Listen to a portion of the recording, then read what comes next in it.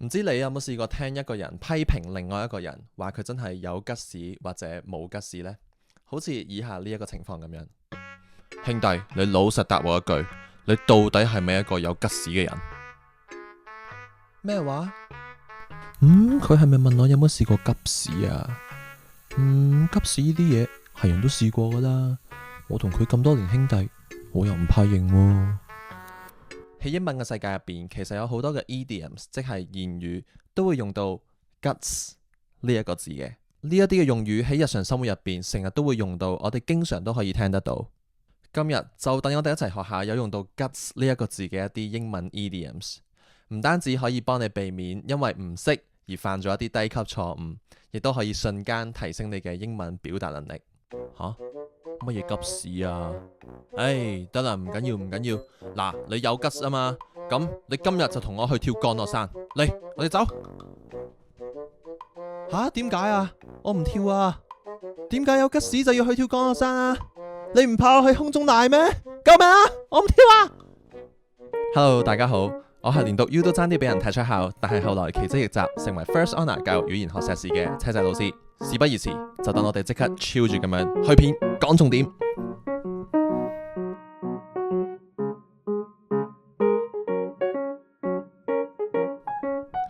第一個 gut feeling，gut feeling，it means a strong instinct or an intuition。比較接近嘅翻譯就好似係一種直覺，一種第六感，去意識到某啲嘢會點樣發展咁樣。I plan to invest all my money into this one stock because I believe it's going to be a sure win. Are you sure? Do you want to hold off a little bit? I have a gut feeling that it is not going to go right. 第二個 trust your gut 或者 go with your gut. It means to believe or follow your instinct when you are making a decision. 意思即係你要相信或者跟從自己嗰個直覺去到做決定。Carson, I really can't decide on which clothes to buy. Well, which one feels right? They all fit me so well. Just go with your gut. Okay, I will buy them all then. Wait, all of them? Number 3, no guts, no glory. It means that courage is necessary for success. 意思即係如果你想成功嘅話呢，就一定要有一啲勇氣或者願意去承擔風險啦。喺 no guts no glory 入邊，大家留意到個 guts 係要加 s 嘅。好多時當我哋用 guts 嚟到講一啲勇氣相關嘅事嘅時候，個 guts 就一定要有 s 啦。如果唔係 grammatically 可以話係錯㗎。Hey bro, this is your chance to prove that you have guts. Let's jump. But what if the parachutes won't open and I die? No guts, no glory. Just go for it. 喂，你咁快推佢落去做咩啊？都未幫佢綁降落傘。Number 4, gut wrenching. It means emotionally difficult or disturbing. 即係話喺你嘅感受上面呢，會令到你產生一啲唔開心啦，或者啲好深層嘅不安嘅。That documentary about war victims was gut wrenching. I couldn't stop crying. Number 5, to spill your guts. It means to confess or share a lot about personal details.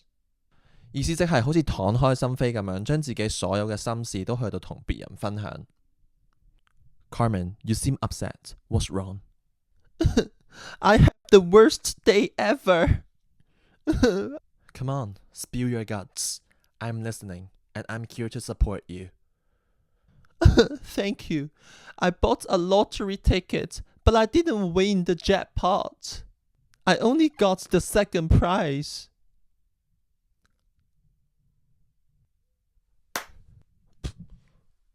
Why? Number 6, a gut reaction.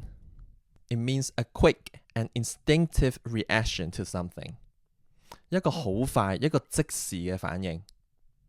Hey teacher, what do you think of this new portrait that I just finished drawing? You want my gut reaction?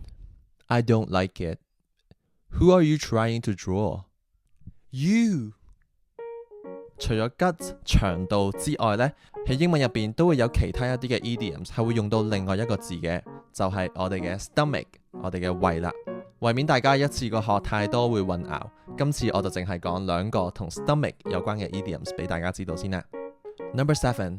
Butterflies in your stomach. Butterflies in your stomach. Or knots in your stomach. Knots in your stomach. It means feeling extremely nervous. 試想像一下，如果有一隻蝴蝶喺你個胃入邊飛下飛下，囉囉攣嘅感覺，或者咧喺你個胃入邊咧好似打咗個結咁樣，緊張到胃痛，呢啲我哋都想像得到，就係極度緊張而有嘅一啲生理情況嚟嘅。所以呢兩個表達嘅意思，即係話你極之緊張。My performance is in 5 minutes, and I have butterflies in my stomach. I'm so nervous. That's pretty normal. It's after all the first time you perform on stage. Just take a deep breath. You've got this. Okay. Wait, are you okay? Number 8. To stomach something. It means to tolerate or endure something unpleasant. 即係去忍耐或者去頂硬上，頂住一啲並唔如意嘅環境或者情況。Carson, I really worry about you. I don't know how you can stomach such a tough year. You had 2 car crashes, you got fired, your house was flooded, and your 3rd car was stolen. Are you done? 睇完咁多個有用到 guts 或者 stomach 嘅英文 common expressions 之後，唔知你會唔會發覺，咦，原來好多都係同我哋嘅直覺或者同我哋嘅膽量有關嘅喎。唔知你會唔會有以下呢一個疑問呢？所以話呢啲鬼佬啊真係無聊嘅。gut 就係腸道啊嘛，咁 stomach 就係你個胃啊嘛，咁腸胃就攞嚟消化噶啦，同你直覺啊、膽量啊、情緒啊有啲咩關係先得嘅？無聊嗰啲鬼佬。首先，其實無論係我哋嘅 guts 定係我哋嘅 stomach， 我哋消化系統同我哋情緒有關呢一個睇法呢，其實係有醫學根據嘅噃。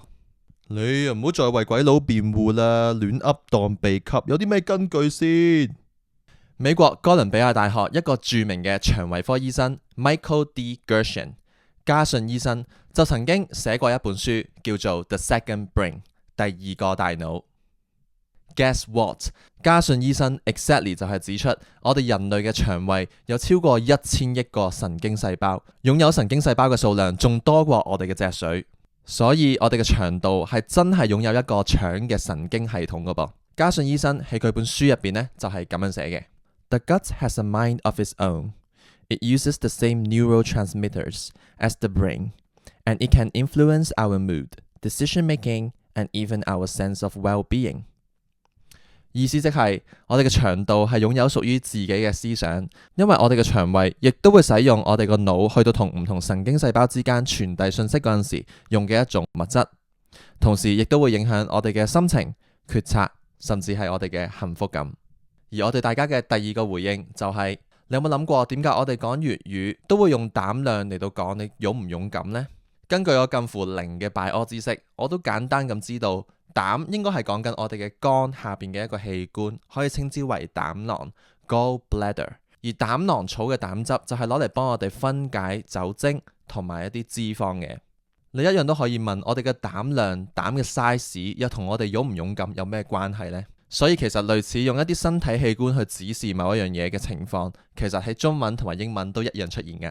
不過等我遲啲揾日得閒又問下我做中醫嘅表弟先，可能膽量都同 gut 或者 stomach 一樣，同我哋勇唔勇敢真係有啲關係都唔定嘅。Anyway， 我哋今日就講住咁多先啦。如果你想鞏固我哋今日學咗同 guts 同埋 stomach 相關嘅一啲英文 idioms， 我預備咗一份筆記同埋小練習，你只需要掃一掃呢一個 QR code， 打低少少簡單嘅資料，我就會盡快將呢一份 PDF 去 send 去你嘅 email。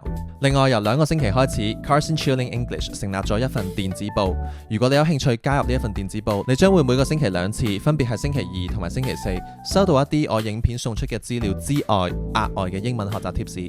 如果你有興趣加入呢一份電子報嘅話，同樣掃呢一個 QR code， 去到最尾嗰一條問題話我知你有興趣，咁就可以噶啦。記住 chill 住咁樣學英文，一樣可以學得快。我係車仔，我哋下次 Carson Chilling English 再見。